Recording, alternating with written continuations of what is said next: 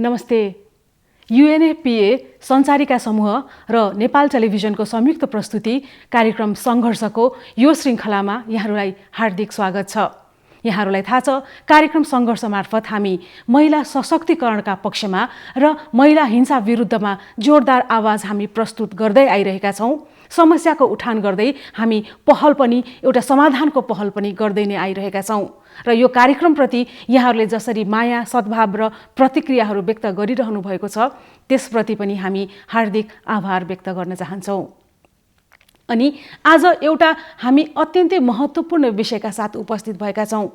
एउटा यस्तो विषय जुन कुरा गर्दै गर्दा अथवा यसको कारक तत्त्वलाई खोज्दै गर्दा त्यो दृश्यमा देखिँदैन, तर जब यसको परिणाम बाहिर आउँछ त्यसले विश्वकै ध्यान आकर्षण गराइसकेको छ। आज हामी विभेदपूर्ण लिङ्ग छनौटका बारेमा चर्चा गर्दैछौँ। यो भनेको के हो भन्दाखेरि कुनै पनि महिला गर्भवती भइसकेपछि प्रविधिको सहयोगद्वारा गर्भमा छोरा छ अथवा छोरी छ, कुन लिङ्ग छ भन्ने कुराको पहिचान गरेर त्यसमध्येबाट एउटा पहिचान गर्ने अर्थात् अर्कोलाई नष्ट गर्ने। र हामीले खुलेरै भन्नुपर्छ, विश्वभरि नै यो सन्दर्भमा हामी छोरालाई छानिरहेका छौँ र छोरीलाई यो संसारबाट आउनै नदिकन नै बिदा गरिरहेका छौँ। तथ्याङ्कले ठुलो स्वरमा बोल्छ। अहिले विश्वमा करिब 12 करोड 60 लाख महिलाहरू जनसङ्ख्यामा देखिँदैनन्। अब यो किन भन्ने कुरामा मैले बढी र भनिरहनु पर्दैन। भर्खरै हामीले जुन विषयका बारेमा चर्चा गरिरहेका छौँ त्यो विषय अन्तर्गत 12 करोड 60 लाख महिलाहरू आज दृश्यमा छैनन्। यो भयो विश्वको परिदृश्य। अनि हामीले नेपालको सन्दर्भमा यो किन चर्चा गर्नु पर्यो भन्ने कुरा पनि अगाडि आउन सक्छ। जबकि पछिल्लो जनगणनाले नेपालमा महिलाहरूको सङ्ख्या पुरुषको भन्दा बढी देखाउँछ, 51.5%। तर त्यही पछिल्लो जनगणनाको आधारमा जुन तथ्याङ्कहरू बाहिर आयो त्यसमध्ये 12 वटा जिल्लाहरूको फेरि फरक खारले विश्लेषण गर्दै गर्दा त्यसले एउटा फरक चित्र प्रस्तुत गरेको छ, जहाँ छोरीहरूको सङ्ख्या छोराको भन्दा कम छ, जुन प्राकृतिक होइन। त्यसैले आजको यो कार्यक्रममा हामी यो महत्त्वपूर्ण विषयको उठान गर्दैछौँ। एक अर्थमा भन्ने हो भने हाम्रो देशमा पनि यो अपराध सुरु भइसकेको छ, त्यसैले त कानुन पनि आइसकेको छ। तर पनि तपाईँ हाम्रो मनस्थितिमा जरो गाडेर रहेको यो परम्परागत मूल्य र मान्यताको विरुद्धमा आज फेरि एकपल्ट हामी आवाज उठाउँदैछौँ र यो विषयमा हामी एउटा किसिमले भनौँ छलफलको सुरुवात गर्दैछौँ। र यो विषयमा चर्चा गर्नको निम्ति हामीसँग महत्त्वपूर्ण व्यक्तित्व स्टुडियोमा हुनुहुन्छ, जसले नेपाली महिलाको एक किसिमले विकास र उत्थानको निम्ति व्यक्तिगत रूपमा पनि केही न केही गर्ने प्रयास गरिरहनु भएको छ भने अर्कोतिर नेपाल सरकारका विभिन्न तहमा रहेर यो विषयमा उहाँको गहिरो अध्ययन र एउटा योगदान पनि रहेको छ र हामी उहाँलाई यो कार्यक्रममा हार्दिक स्वागत गर्न चाहन्छौँ। डाक्टर किरण रूपाखेतीज्यू, यहाँलाई कार्यक्रममा हार्दिक स्वागत छ। धन्यवाद।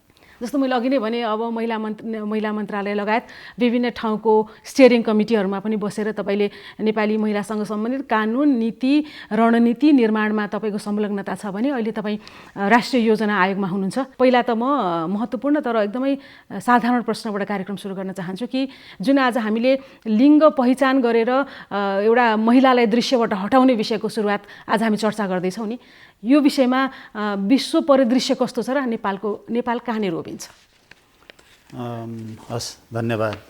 म यो महत्त्वपूर्ण कार्यक्रमको एउटा हिस्सा हुन पाएकोमा यहाँले भन्नुभयो जस्तै यो एकदमै संवेदनशील विषय हो, यहाँले उठान गर्नुभएको छ र यसले यो कार्यक्रमले नीति निर्मातालाई, योजनाकारहरूलाई घचघच्याउने छ भन्ने मलाई लाग्छ। यहाँले विश्वको परिदृश्य एक किसिमले बताइ नै सक्नु भएको छ। अलिकति म नेपालको सन्दर्भमा जान चाहन्छु। अघि यहाँले भन्नुभयो जस्तै सन् 2011 यानि कि 2068 सालको जनगणनाले पुरुषको तुलनामा महिलाको सङ्ख्या अलिकति बढी देखाएकै छ। तर जन्मदरको आधारको जुन लैङ्गिक अनुपात छ, जसलाई हामी सेक्स रेसियो एट बर्थ भन्छौँ, जन्मदरको आधारमा लैङ्गिक अनुपात, त्यो हेर्दाखेरि चाहिँ नेसनल लेभलमा करिबन 105 छ। यसको अर्थ चाहिँ 100 जना छोरी जन्मदा 105 जना छोराको जन्म भइरहेको स्थिति छ नेसनल एभरेजमा हेर्दाखेरि। तर केही यस्ता संवेदनशील जिल्लाहरूमा यस्ता तथ्याङ्कहरू देखा परे जुन चाहिँ हाम्रो लागि अलिकति घोत्लनुपर्ने विषय हो। 12वटा जिल्ला, केही पहाडी जिल्लाहरू छन्, त्यसमा केही तराईका जिल्लाहरू छन्। ती जिल्लाहरूको लैङ्गिक जन्मदरको अनुपात हेर्दाखेरि करिबन 110 चाहिँ देखियो।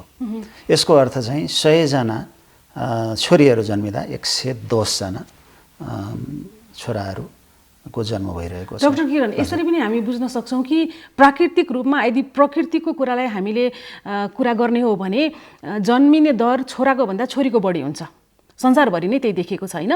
र आज हामीले चाहिँ त्यसको अलिकति फरक दृश्य देख्दैछौँ। जन्मदरको लैङ्गिक अनुपात जुन छ त्यसमा अलिकति इम्ब्यालेन्स भयो, असन्तुलन भयो। यो प्राकृतिक होइन? होइन, प्राकृतिक भनेको चाहिँ 50-50 नै हो, एक अर्थमा भन्ने हो भने। तर विश्व स्वास्थ्य सङ्गठनले 105 सम्म, यानि कि 100 छोरी हुँदा 105 सम्मको छोरा हुनसक्छ भने भएको छ भने त्यसलाई सामान्य मानेको छ।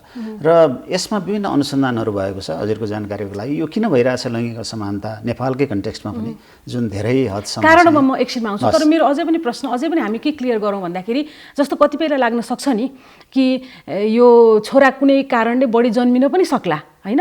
तर आज हामी जुन एउटा यो त हामीले अर्कै सङ्केतको रूपमा लिइरहेछौँ है, हामीले हस्तक्षेप गर्नुपर्छ भनेर आज हामी जुन कुराकानी गरिरहेछौँ अथवा विश्व समुदाय नै यसमा जुन चिन्तित भइरहेछ नि, त्यो चिन्तित हुनुको पछाडि यो प्राकृतिक होइन भनेर ठोक्का गर्न सकिने आधार छ? हजुर, अब सामान्यतया चाहिँ मैले अघि पनि भने, यहाँले पनि भनिराख्नु भएको छ, र ओभरअल नेपालको पपुलेसन हेर्दाखेरि महिलाको सङ्ख्या नै बढी छ। त्यो नेचुरल हो र कमसेकम 50-50 को हाराहारीमा हुनुपर्छ भन्ने एउटा विश्वव्यापी मान्यता हो। तर यहाँ चाहिँ पुरुषको सङ्ख्या बढी देखिएको छ। यो पुरुषको सङ्ख्या बढी देखिनुमा विभेदपूर्ण लिङ्ग छनौट नै प्रमुख कारण हो। विभिन्न रिसर्चको आधारमा, अनुसन्धानको आधारमा भन्दाखेरि कहीँ कतै अप्राकृतिक रूपमा हस्तक्षेप भएको छ यो रिप्रोडक्टिभ हेल्थको सिस्टममा, रिप्रोडक्टिभ प्रोसेसमा कहीँ कतै हस्तक्षेपकारी कुनै अभ्यासहरू भएको छ। त्यसले गर्दाखेरि त्यो चाहिँ एउटा प्राकृतिक रूपमा चाहिँ त्यो प्रक्रिया गएको छैन। त्यसले गर्दा छोराहरू बढी देखिएका छन् भन्ने एउटा आशंका हो। र विभिन्न अध्ययन अनुसन्धानहरूले पनि त्यो पुष्टि गरेका छ र यस सम्बन्धमा थुप्रै अध्ययनहरू नेपालभित्र पनि भएका छन् जसले यो प्रमाणित गर्छ कि यो प्राकृतिक होइन। हामी चाहेर परीक्षण गरेर छोराहरूलाई मात्रै जन्म दिने प्राथमिकतामा जुन हामी छौँ त्यो कुराको परिणाम हो यो भन्ने कुरा हो, होइन? अब कारण त थोरै मैले पनि उठान गरिहालेँ, तपाईँबाट सुन्न चाहन्छु। यसमा भएका अनुसन्धानले यो किन यस्तो हस्तक्षेप भइरहेछ र विभेदपूर्ण लिङ्ग छनौट चाहिँ किन भइरहेछ भनेर तीनवटा कारणहरू उजागर भएको देखिन्छ रिसर्चहरूमा। एउटा भनेको चाहिँ छोराप्रतिको एउटा मोह, चाह, नम्बर 1। नम्बर 2 चाहिँ सर्टेन समयको अन्तरालमा हाम्रो चाहिँ जुन फर्टिलिटी रेट छ त्यो घटेको स्थिति छ। नेपालमा पनि त्यही छ। 20 वर्ष 22 वर्ष अगाडि 4.1 भएकोमा अहिले 2.3 को हाराहारीमा छ। अर्को भनेको प्रविधिको उपयोग, प्रविधिको एक्सेसिबिलिटी भयो। त्यो प्रविधि चाहिँ यस्तो प्रविधि जसले चाहिँ आमाको गर्भमा रहेको भ्रूणलाई त्यसको लिङ्ग के छ भनेर हेर्ने र हजुरले सुरुमा भन्नुभयो जस्तै छोरी भएको खण्डमा त्यसलाई चाहिँ यस संसारमा आउनै नदिने किसिमको जुन प्रविधि पनि उपलब्ध छ। यो तीनवटा कारणहरू चाहिँ मेजर हुन् भनेर रिसर्चमा देखाएको छ र नेपालमा पनि समाव त्यो चाहिँ मिल्दो। जस्तो प्राविधिक कारण भनेको लिङ्ग छनौट गर्नको निम्ति दिएको आधारभूमि होइन। किन भन्दाखेरि विकसित मुलुकहरूमा त छोरा छ कि छोरी छ पेटमा बच्चा आएको केही समयपछि नै भनिन्छ, त्यसपछि त्यही आधारमा सेलिब्रेसन गरिन्छ। त्यहाँ चाहिँ नै कुनै किसिमको विभेद नभएको हुनाले यो खुलेआम भनिन्छ। त्यस कारण प्रविधि भनेको आफैमा एउटा माध्यम मात्रै हो, होइन? अर्को कुरा चाहिँ नि यो फर्टिलिटी रेट घट्नु भनेको पनि छोरा हुन्छ कि छोरी हुन्छ भनेर त्यसले निर्धारण गर्दैन। यो प्रकृतिले जे दिन्छ त्यही नै हुन्छ। तर यहाँले भनेको अर्को कारण महत्त्वपूर्ण छ कि छोराप्रति हाम्रो जुन मोह छ, हाम्रो जुन छोराप्रतिको प्राथमिकता छ नि, त्यसले गर्दाखेरि यो दुईटै कुराको हामीले दुरुपयोग गरिरहेको छ। एउटा त त्यो प्रविधिको पनि दुरुपयोग भयो, अर्कोतिर मैले एउटा मात्रै बच्चा जन्माउँछु अथवा दुईटा मात्रै जन्माउँछु भने मलाई छोरा नै चाहियो एउटा अथवा दुईटै छोरा चाहियो भन्ने हाम्रो मानसिकता चाहिँ सबैभन्दा महत्त्वपूर्ण कुरा भयो। भन्दाखेरि अलिकता हाम्रो समाजमा विद्यमान यो जुन भ्रम छ नि छोरा नै जीवनमा आवश्यक हो भन्ने, त्यो विषयमा पनि यहाँले त अब अध्ययन गर्नुभएको छ, के भन्नुहोस् न? हजुर, महत्त्वपूर्ण प्रश्न हो यो चाहिँ हाम्रा मूल्य मान्यता व्यवहार, हाम्रा आचरण, हाम्रो एउटा माइन्डसेट, मानसिकता सबै कुरासँग रिलेटेड हुँदो रहेछ। यस अर्थमा मैले दुईटा बाटोमा जान चाहेँ। एउटा चाहिँ माग पक्ष, डिमान्ड पक्ष, किनभने समाजमा यी विचार र मान्यताहरू जसले छोरालाई प्रवर्धन गर्ने काम गरिरहेछ। छोरा सर्वेसर्वा हो, छोरा नै चाहिन्छ भन्ने जुन मिसकन्सेप्सनले गाइडेड भएर समाज अगाडि बढाएको छ, त्यसको कारणले छोराप्रतिको चाहत बढाएको छ। त्यो डिमान्ड एस्पेक्ट भयो। अब सप्लाई एस्पेक्ट भनेको, आपूर्ति पक्ष भनेको त्यो डिमान्डलाई परिपूर्ति गर्ने किसिमले केही फेभरेबल इन्भाइरोमेन्टहरू पनि क्रिएट भएको छ। स्पेसली हाम्रो बोर्डर एरिया भएको हुनाले हामी सीमावर्ती भारतमा गएर पनि भ्रूणको परीक्षण गर्न सक्ने भयौँ, सोनोग्राफी गर्न सकिने भयौँ। हालाकि नेपालको ऐनले त्यसलाई वर्जित गरेको छ, तथापि यो प्र्याक्टिसहरू भइरहेको र छोरी भएको अवस्थामा त्यसलाई चाहिँ यो संसारमै नल्याउने किसिमका हरकतहरू भएको भन्ने विभिन्न रिसर्चहरूले देखिएको छ। र अहिले हालसालै स्वास्थ्य तथा जनसङ्ख्या मन्त्रालयले यस विरुद्धको रणनीति ल्याएको छ। यो विभेदपूर्ण लिङ्ग छनौट अन्त्य सम्बन्धी जुन राष्ट्रिय रणनीति 10 वर्ष रणनीति भर्खर मात्र पास भएको छ, त्यसमा पनि यो कुरा, त्यो रणनीतिको बारेमा एकैछिनमा अहिले राम्रैसँग कुरा गर्छु। हामी जुन यो भ्रम र वास्तविकताका बारेमा चर्चा गरिरहेछौँ नि, जस्तो हामी पनि त्यही सोसाइटी अथवा त्यही परम्परागत मूल्य र मान्यतामा हुर्केर आजसम्म आयौँ र कता कता हामीसँग पनि ती परम्परागत मूल्य र मान्यता छन्। जबसम्म त्यसलाई चिर्नको निम्ति हामीमा चेतनाको विकास हुँदैन नि, हामी त त्यही कुरालाई मान्छौँ भनेको जस्तै गरिकन तपाईँको जिन्दगीमा पनि केही यस्तो अनुभव छ जहाँ तपाईँले चाहिने छोरी जन्मिँदै गर्दाखेरि अथवा छोरी नचाहेको अवस्था होस् र अहिले मैले के सोचेको छु, मैले के सोचेँ त्यति बेला भने जस्तो एउटा पश्चाताप होस्? छ। सामान्यतया यस्ता कुराहरू वास्तवमा ओपनली भन्दैनन् मान्छे, तर मैले भनिरहेको छु धेरै ठाउँमा, ताकि म जस्तै मान्छेको लागि र अब जो वैवाहिक जीवनपछि पिता वा पतिको रूपमा आउँदै हुनुहुन्छ उहाँहरूको लागि पनि केही मेसेज होस्। मेरो पहिलो छोरो भएपछि अब श्रीमती गर्भवती थिइन्, म फिल्डमा थिएँ, डक्टर्स कहाँ जान पाइनँ। अल्ट्रासोनोग्राम गरेपछि अब के हो, अर्को छोरा अथवा छोरी के हुन्छ भन्ने चाहना हुनु, एउटा जिज्ञासा हुनु स्वाभाविक हो। मैले फोनबाट मेरो श्रीमतीलाई सोद्धा छोरी भन्नुभयो उहाँले। भनेपछि मलाई अलिकति अहिले मैले अनेस्टली भनिरहेको छु, यो छोरै भइदिए पनि हुन्थ्यो। मैले त्यसलाई एकदमै अन्यथा त लिइनँ, तर स्वाभाविक रूपमा अर्को पनि छोरा भइदिएको भए राम्रो हुन्थ्यो कि, एउटा भएर फेरि अर्को पनि छोरै चाहियो। हजुर। भनेपछि तर मलाई आज आएर हेर्दा, फर्केर हेर्दाखेरि मैले यदि छोरी नपाएको भए मेरो परिवार पूर्ण हुँदो रहेनछ। त्यस बेलामा मैले जुन सोच लिएँ, जुन अवधारणामा म जिइरहेको थिएँ, बाँचिरहेको थिएँ, त्यो गलत रहेछ। किनभने एउटा परिवार पूर्ण त्यस बेला हुन्छ छोरा र छोरी दुवै हुन्, अथवा छोरी छोरी हुन् अथवा छोरा छोरा हुन्, छोरा छोरा हुन्, जे हुन्छ, जे भए पनि स्वस्थ बालकको मातापिता भएर बस्नुको आनन्द बेग्लै हुन्छ। छोरा र छोरीमा हामीले विभेद गर्नु हुँदैन। ती चाहिँ समाजको लागि महत्त्वपूर्ण छन्, ती दुवै लायक हुन सक्छन्, तिनले समाजमा योगदान गर्न सक्छन्, परिवारमा योगदान गर्न सक्छन् भन्ने यो चेतना र मान्यता म जस्तै धेरैजनाले बोक्नुपर्ने आवश्यकता छ। र अझै पनि एक किसिमको हाम्रो समाजमा मान्यता चाहिँ छोरैप्रतिको छ, सन प्रेफरेन्स दिने खालको सोसाइटी छ। र केही आधारभूत हाम्रा धार्मिक होइन अथवा परम्परागत मूल्य र मान्यताको पनि थोरै चर्चा गर्नुपर्छ होला हामीले, होइन? जस्तो छोरा नभइकन चाहिने घरको संस्कार चल्दैन, यतिसम्म कि मरेपछि को कहाँ जान्छ थाहा छैन हामीलाई, तर मरेपछि म स्वर्ग जाँदिनँ, होइन? एउटा परिवारको इज्जत, होइन, वंश अगाडि बढाउने व्यक्तिको रूपमा हामी छोराहरूलाई हेर्छौँ। जबकि धर्मले पनि यही कुरा भन्यो भनिन्छ, तर धर्मका धेरै ग्रन्थहरू यस्ता छन् जसले यो कुरालाई गलत पनि साबित गर्छ र छोरीको महत्त्वलाई पनि स्थापित गर्छ, होइन? के त्यसको बारेमा पनि चर्चा गरौँ न हामी? हजुर। अब हामीले सानोदेखि नै पढिरह, जहाँ स्त्रीको सम्मान हुन्छ त्यहाँ ईश्वर खुसी हुनुहुन्छ, रमाउनुहुन्छ भनेर वेदले भनेको छ। त्यस्तै अब हाम्रो चाहिँ स्कन्द पुराणमा पनि एकजना छोरा बराबर 10जना छोरी हो, एकजना छोरी हुर्काउनु भनेको 10जना छोरा हुर्काउनु बराबर पुण्य प्राप्त हुन्छ भन्ने किसिमको ती मान्यता छ। छोरीलाई अत्यधिक हजुरको एउटा रेस्पेक्ट दिएको, मान्यता दिएको, आदर दिएको हामीले देख्छौँ। त्यस्तै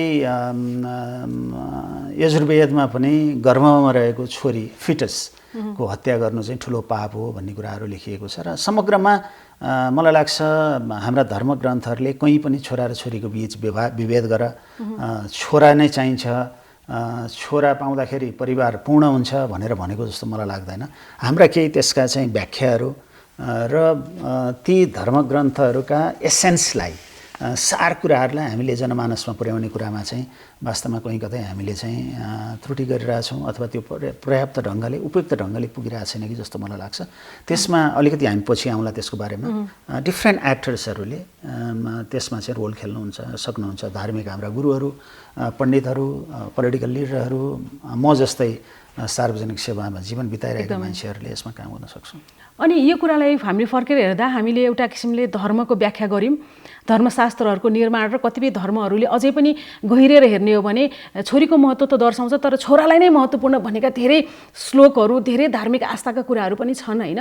र बिस्तारै पहिला यो छरिएर रहेको राज्यहरू जब राज्य निर्माणको क्रममा आयो र राज्यहरूको निर्माण भइसकेपछि राज्यलाई सञ्चालन गर्नको निम्ति जुन कानुनको निर्माण भयो, पहिला त धर्मको आधारमै चलाउँथे र कानुनको निर्माण हुँदाखेरि धर्मलाई आधार बनाएर कानुनको निर्माण भयो।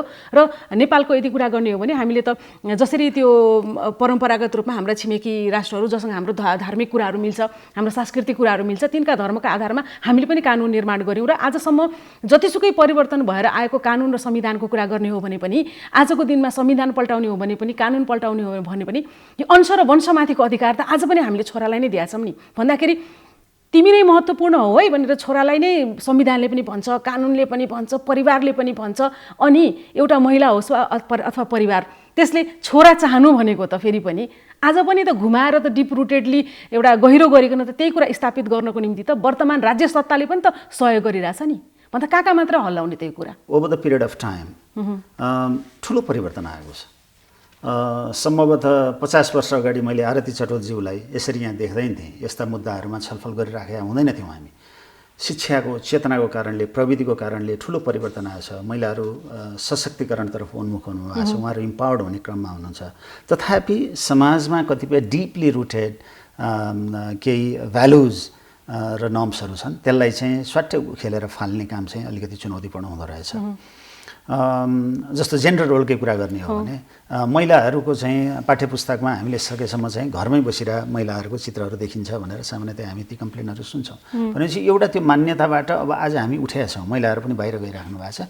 तर हजुरले भने जस्तै केही काम चाहिँ अझै प्र्याक्टिकली हामी अगाडि बढ्नुपर्ने आवश्यकता छ। Over the period of time केही नलेजहरू यसले लिन्छ, नागरिक समाजबाट पनि ग्रहण गर्छ र बिस्तारै यो चाहिँ सुधारको प्रक्रियामा अगाडि बढ्छ भन्ने मलाई लाग्छ। र हामीले नेपालकै इतिहासमा हेर्ने हो भने महिलाहरूको सशक्तिकरणको जुन क्रम छ त्यो चाहिँ उल्लेख्य रूपमा बढेको छ भन्ने कुरा चाहिँ हामीले स्वीकार गर्नुपर्छ। केही भएको छ तर धेरै अझै हुन बाँकी छ भन्ने कुरा पनि छ। अब हामीले जुन चाहिँ नि आजको विषयमा जुन कुराकानी गरिरहेछौँ, यदि त्यो विषयमा हामीले त्यसको इम्प्याक्ट असरहरू हेर्ने हो भने यदि छोरा र छोरी जन्मिने अनुपात प्राकृतिक रूपमा नभइकन यसरी छनौटका आधारमा एउटालाई समाप्त गर्दै अर्कोलाई मात्रै हामी जन्म दिन्छौँ भने त्यसले हाम्रो समाजमा कस्तो असर गर्न सक्छ? अब यसको असर चाहिँ दुई तीनवटा हिसाबले हेर्नु पर्यो। एउटा इन्डिभिजुअली हेर्दाखेरि पनि जो महिला माथि यो भइरहेको छ भनौँ न, लैङ्गिक सेलेक्सनको आधारमा छोरा मात्रै जन्माउने, छोरी भयो भने नजन्माउने गर्दाखेरि महिलाको आफ्नै हेल्थको कुरा पनि भयो। भोलिका दिनमा फेरि बच्चा जन्माउने, बच्चा जन्माउने काममै समस्या हुनसक्छ एबोर्सनमा गइराख्दाखेरि। कतिपय केसेसहरूमा अब पाठ्यघरमा चोटपटक लाग्ने होइन, इक्विपमेन्टहरू चलाउनु पर्ने हुनसक्छ। त्यस्तै साइकोलोजिकली पनि एउटा महिलालाई मनोसामाजिक एउटा दबाव पनि हुन्छ, ए मैले छोरै जन्माउनु पर्ने रहेछ भन्दाखेरि एउटा मनोसामाजिक पक्षबाट पनि महिलामा एउटा दबाव हुने, अस्वस्थ हुने कुरा त हुँदै भयो। अब राज्यकै हकमा हेर्दाखेरि पनि लङ रनमा यदि यही ट्रेन्ड रह्यो भने, हालाकि त्यो सम्बन्धी डेटा हामीसँग उपलब्ध छैन। अहिले हामी जुन डेटाको कुरा गरिरहेछौँ त्यो चाहिँ हजुरको 2016 र 11 को डेटा हो। अब जनगणना हुने क्रममा छ। मलाई लाग्छ हामीले धेरै प्रगति गरे हुनुपर्छ भन्ने मलाई लाग्छ। केही स्टडीहरू भएको छ र अझै पनि यो छ भन्ने त छ, तर मलाई लाग्छ यो डिक्रिजिङ ट्रेन्डमा पनि हुनसक्ला। त्यसले गर्दाखेरि महिलाको सङ्ख्या बढी हुने, पुरुष कम हुने गर्दाखेरि एक किसिमले महिलाहरूको माग चाहिँ बढी हुनसक्छ। पुरुषको सङ्ख्या बढी हुने, महिलाको कम हुने। पुरुषको सङ्ख्या बढी हुने, महिला कम हुने गर्दाखेरि अब यसले चाहिँ जेन्डर बेस्ड भायोलेन्स होइन, लैङ्गिक हिंसाका कुराहरू र मोर देन द्याट जुन हामी अहिले मानव बेचबिखनको कुरा गरिरहेछौँ, चेलीबेटीहरूको बेचबिखन हुने र यो यौनजन्य क्रियाकलापहरूमा चाहिँ उहाँलाई चाहिँ शोषण हुने, झन् बढी विभेदको कुराहरू त्यो हुनसक्छ। विभेद चाहिँ पर्पेचुएट हुन्छ अथवा यो चाहिँ अझै बढेर जाने सम्भावना पनि हुन्छ। र यसले समग्रमा एउटा सामाजिक जुन संरचना छ, सांख्यिक संरचनालाई पनि खलबल्याउन सक्छ। जस्तो यो विभेदपूर्ण लिङ्ग छनौटको विषयमा नेपालले के प्रयास गरेको छ त यसको विरुद्धमा लाग्नको निम्ति? जस्तो कानुनी प्रावधानका कुराहरू हुन्छन् होइन, के कस्तो प्रावधानहरू छ? महिला बालबालिका ज्येष्ठ नागरिक मन्त्रालयबाट, स्थानीय विकास मन्त्रालयबाट, त्यस्तै हाम्रो स्वास्थ्य मन्त्रालयबाट विभिन्न प्रयासहरू भए प्याचवर्कको रूपमा र अहिले चाहिँ हालसालै म पनि त्यसको स्टेयरिङ कमिटीको सदस्य थिएँ। यो विभेदपूर्ण लिङ्ग छनौट अन्त्य सम्बन्धी राष्ट्रिय कार्ययोजना बनेको छ, रणनीति बनेको छ, त्यो भर्खरै पास भएको छ। त्यसले चाहिँ यिनै जुन हामीले डेटाहरू केलायौँ अहिले तथ्याङ्कहरू, त्यसको आधारमा एउटा निचोड निकालेको छ। त्यसले उद्देश्यहरू तय गरेको छ, रणनीति कार्यनीतिहरू राखेको छ र यसलाई अब हामीले यो चाहिँ एउटा यसले के गर्छ एउटा हामीले बुझ्ने भाषामा भन्ने हो भने यसले के गर्छ? अब कार्यनीति अहिले हामी सङ्घीय संरचनामा गइसकेका हुनाले यसले एउटा संरचनागत संयन्त्रको पनि परिकल्पना गरेको छ। केन्द्रमा स्वास्थ्य सचिवको अध्यक्षतामा, त्यस्तै प्रदेशमा सामाजिक विकास सचिवको अध्यक्षतामा र स्थानीय तहमा गाउँपालिकाको उपाध्यक्ष र उपमेयरको अध्यक्षतामा विभिन्न समितिहरू गठन गरिएको छ। र यसको महत्त्वपूर्ण पाटो भनेको यसमा कस्टिङ पनि छ। यो रणनीतिलाई कार्यान्वयन गर्न कति खर्च लाग्छ भनेर टेन्टेटिभली फेडरल गभर्मेन्टको चाहिँ सङ्घीय सरकारको त्यो आकलन पनि गरेको छ र अब 6 महिनाभित्रमा यसको कार्ययोजना बनाउनु पर्ने भनेर प्रष्ट त्यहाँ लेखिएको छ। त्यस्तै प्रदेशहरूले पनि 3 महिनाभित्र प्रदेश र स्थानीय तहहरूले त्यो संयन्त्र स्थापना गरिसक्नुपर्ने र आफ्नो कार्ययोजना 1 वर्षभित्रमा बनाइसक्नुपर्ने भनेर भनिएको छ। अब जहाँसम्म मेरै अर्गनाइजेसनको कुरा छ, जुन सङ्गठनमा म काम गर्छु, हामी बेसिकली एउटा सल्लाह दिने सरकारको एउटा सल्लाहकार निकायको रूपमा रहेका छौँ। अब हामी विभिन्न एजेन्सीहरूलाई, विभिन्न संयन्त्रहरू, विभिन्न सङ्गठनहरू जो यससँग सम्बन्धित हुनुहुन्छ उहाँहरूलाई बोलाएर यसको कार्यान्वयनमा शीघ्रता दिन चाहिँ हामी पहल गर्छौँ। हजुर, यो सुरक्षित मातृत्व तथा प्रजनन स्वास्थ्य अधिकार सम्बन्धी ऐन छ नि, त्यो ऐनले पनि स्पष्ट व्यवस्था गरेको छ। हामी जानकारी पनि गराउन चाहन्छौँ कि कुनै पनि व्यक्तिले परीक्षण मात्रै पनि गर्छ, छोरा हो कि छोरी हो भनेर जान्न चाहेर परीक्षण मात्रै गर्छ भने पनि कैद सजाय हुने रहेछ। र यदि लिङ्गलाई छनौट गरेर समाप्त गर्छौँ भने 5 वर्षसम्मको कैद जरिवाना र त्यसमा फेरि आर्थिक व्यवहार पनि राज्यलाई बुझाउनु पर्ने, जरिवाना लाग्ने जस्ता कुराहरू पनि रहेछन्। र यसमा चाहिँ संलग्न हुने सबैलाई भनेको रहेछ के, त्यसमा स्वास्थ्यकर्मी पनि हुन सक्छन् अथवा घर परिवारकै व्यक्ति पनि हुन सक्छ, व्यक्ति स्वयं आफू पनि हुन सक्छ भन्दाखेरि कानुनी प्रावधान पनि रहेको छ। र रणनीतिले जस्तो किसिमको एउटा इन्फ्रास्ट्रक्चर तपाईँहरू एउटा बनाउने कोसिस गरिराख्नु भएको छ नि, अथवा निकट भविष्य 1 वर्षपछि त एउटा फरक अवस्था आउला नि भन्दा यो कुरा पनि जोडिएर आउँछ होइन? दुईटै कुरा, यो कानुनी प्रावधानले पनि त्यहाँ चाहिँ नि ठाउँ पाउँछ। हजुर एकदमै राम्रो हजुर, यो हामी छलफल गर्दैछौँ अहिले। त्यो कानुनको पनि कार्यान्वयन हुने किसिमले यो आएको छ र तर कार्यान्वयन त अहिले पनि हुन्छ होइन, तर अझ सिस्टमेटिक, अझ राम्रोसँग हुने भयो। हजुर, 3-4वटा कुराहरूमा जोड दिएको छ। एउटा भनेको चाहिँ विद्यमान नीति कानुनको पुनरावलोकन गर, कार्ययोजना बनाऊ भन्छ। दोस्रो चाहिँ महिलाहरूलाई इम्पावर गर, उनीहरूलाई डिसिजन मेकिङ रोलमा, उनीहरूको एउटा लिडरसिप रोलमा ल्याऊ भन्छ।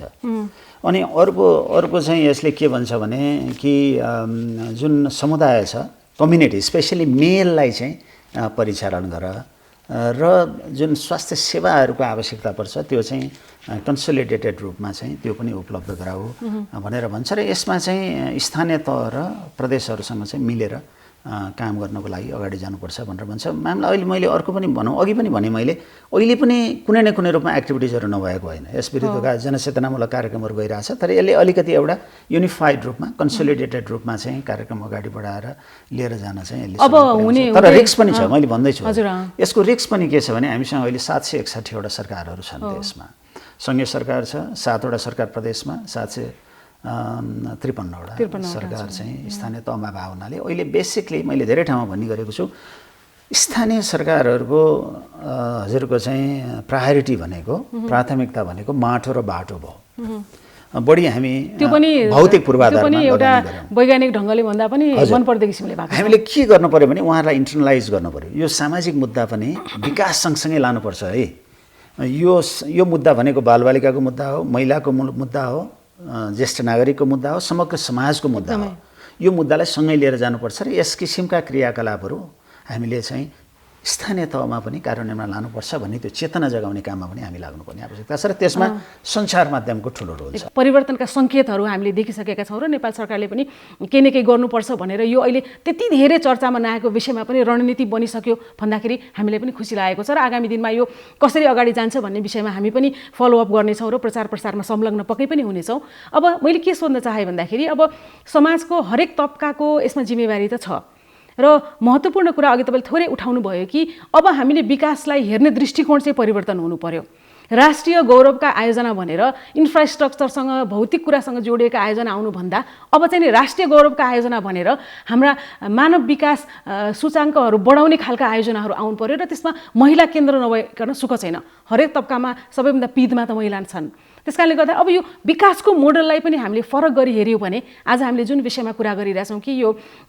लिङ्ग छनौटका आधारमा हामीले जुन महिलालाई यो पृथ्वीमा आउन नदिने अवस्था छ त्यसलाई पनि त यस्ता आयोजनाहरू यस्ता सोच परिवर्तनका कुराहरूले त पुरै बन्द गर्न सक्ने अवस्था छ नि, किनभने हाम्रो अवस्था त्यति बिग्रिसकेको छैन जस्तो लाग्छ मलाई। के भन्नुहुन्छ डाक्टर किरण? एकदम 15 योजना हेर्नुहुन्छ भने हामीले समृद्ध नेपाल सुखी नेपाली भनेका छौँ। त्यहाँ सुखका मापकहरू र समृद्धिका मापक छन् र तपाईँलाई मैले जानकारी गराउँ, राष्ट्रिय गौरवको आयोजनामा राष्ट्रपति महिला उत्थान कार्यक्रम छ है, मैले यो पनि जानकारी गराएँ। त्यस्तै स्वास्थ्य पूर्वाधार विकास सम्बन्धी कार्यक्रमहरू छ जहाँ चाहिँ हामी बर्थिङ सेन्टरको कुरा गरिरहेछौँ, हस्पिटलको कुरा गरिरहेछौँ र सुरक्षित मातृत्वका कुराहरू सेवा दिने गरेर कार्यक्रमहरू सञ्चालन गरिरहेछौँ। तर मैले एउटा कुरा के भन्छु भने हजुरले अघि उठाउनु भएको कुरामा डेफिनेटली मानव विकास सूचकाङ्कमा कन्ट्रिब्युट गर्ने किसिमका कार्यक्रमहरूमा हाम्रो ध्यान जानुपर्छ। र यसो भनिरहँदाखेरि मैले अघि 2-3वटा कारणहरू भने म जस्तो पुरुषको रोल त रहने नै भयो, एकदमै बालकको पनि रोल, जो फ्युचर फादर हो उसको पनि रोल छ र साथसाथै स्वास्थ्य कर्मीहरू